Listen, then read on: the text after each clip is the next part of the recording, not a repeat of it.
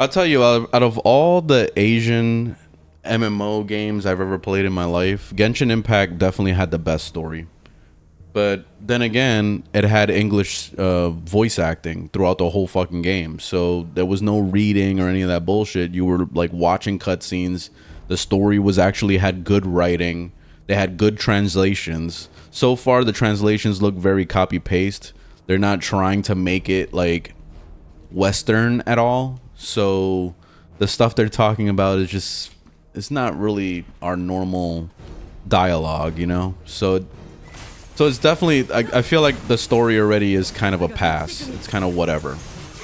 But the actual combat is cool, so I think that's going to be the most enjoyable part of this whole entire game, is just like leveling up, making builds, you know, doing the typical MMO shit. But it took me a whole freaking 35 minutes to finally get to the point where I was doing combat. Most of it was spent talking to people. Like, that was pretty tiring. And like I said before, the actual story is just so generic to the point where you don't even give a fuck. This already feels like it's gonna be one of those games that gets like a really loyal fan base. So you'll have a good amount of people playing it, but it's not gonna be immensely popular or anything like that. It's definitely not gonna be like that.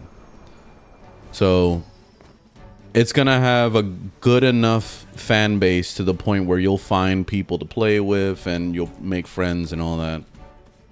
But it's definitely not gonna be like fucking Call of Duty level, like everybody's gonna want to play it type shit. It's definitely not gonna do that.